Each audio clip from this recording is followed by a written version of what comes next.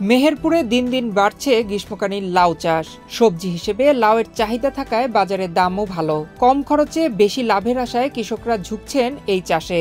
লাউ চাষ আরও বিস্তৃত করতে কৃষকদের প্রশিক্ষণ ও পরামর্শ দিচ্ছে কৃষি বিভাগ। দেশে সবজির চাহিদা সারা বছর থাকায় উৎপাদিত হচ্ছে বিভিন্ন ধরনের সবজি। এর মধ্যে মেহেরপুরের গ্রীষ্মকালীন লাউ চাষ দিন দিন জনপ্রিয় হয়ে উঠেছে। জেলা কৃষি অফিসের হিসেব মতে এবছর ৩৩৫ হেক্টর জমিতে লাউ চাষ হয়েছে, যা গত বছরের তুলনায় প্রায় ১০০ হেক্টর বেশি। বিঘা প্রতি খরচ হয়েছে ১৫ থেকে ২০,০০০ টাকা, আর জমি থেকেই বিক্রি হচ্ছে প্রতি পিস লাউ ২২ থেকে ২৫ টাকায়। এবছর আবহাওয়া অনুকূলে থাকলে প্রতি বিঘায় ১ থেকে ১,২০,০০০ টাকায় লাউ বিক্রি করতে পারবেন কৃষকরা। টোটাল এভাবে হিসাব করে আমি দেখলাম ২৮ কাঠা ভুঁয়ে আমার ৩৭,৩৬০ টাকা খরচ।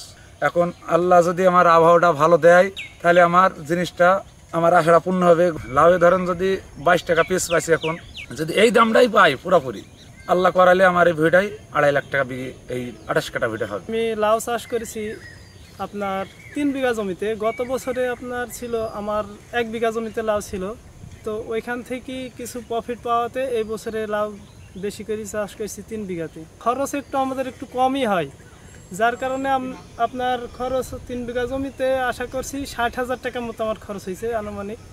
তো এই খরচের পরে এখন যে অবস্থা, লাউ তো দেখছেন যে কত সুন্দর ধরছে।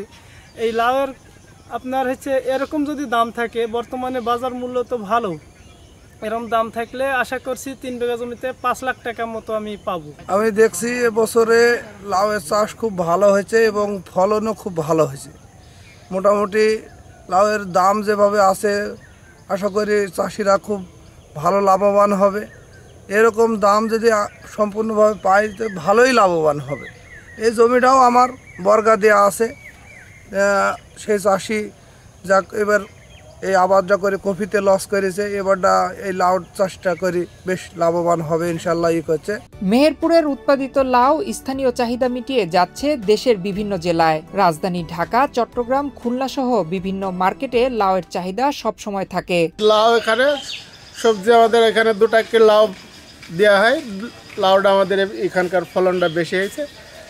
জিএসটি টাকাকে এদিকে ফেনী, নিমসাই, এদিকে সব আমরা এখান থেকে সাপ্লাই দিই। এই কাউন্টার থেকে কমপক্ষে প্রতিদিন সর্বনিম্ন ২ থেকে ৩টা ট্রাক লোড হয়।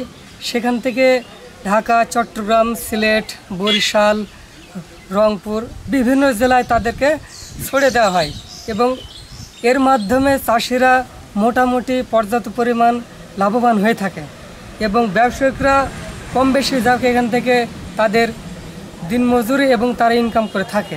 আগে মানুষ মাটিতে লাউয়ের আবাদ করত, তাতে ফলন ও রোগবালাই বেশি হতো। বর্তমানে মাচা পদ্ধতিতে লাউ চাষের পরামর্শ দিলে কৃষকরা কয়েক বছর মাচা পদ্ধতিতে লাউয়ের আবাদ করে লাভবান হচ্ছেন। এছাড়া লাউ চাষ আরও বিস্তৃত করতে কৃষকদের প্রশিক্ষণ ও পরামর্শ দিচ্ছে কৃষি বিভাগ।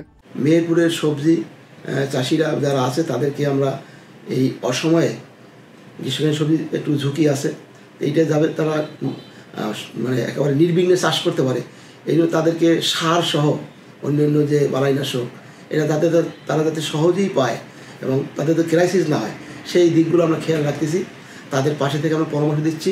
আমাদের উপজেলা কৃষি কর্মকর্তা এবং কৃষি কর্মকর্তা বা অবশ্যই কৃষি কর্মকর্তা সার্বক্ষণিক মাঠে থেকে তারা কিন্তু এটা তদারকি করতে। পুষ্টিকর সবজির মধ্যে অন্যতম লাউ। লাউয়ে প্রচুর পুষ্টিগুণ থাকায় প্রচুর পানি থাকার কারণে দেহের পানির পরিমাণ ঠিক রাখতে সাহায্য করে লাউ। উচ্চ রক্তচাপ বিশিষ্ট রোগীদের জন্য এটি আদর্শ সবজি লাউ। দেহের তাপমাত্রা নিয়ন্ত্রণ করতে সাহায্য করে লাউ। নয়ন বিশ্বাস, বাংলাদেশ প্রতিদিন।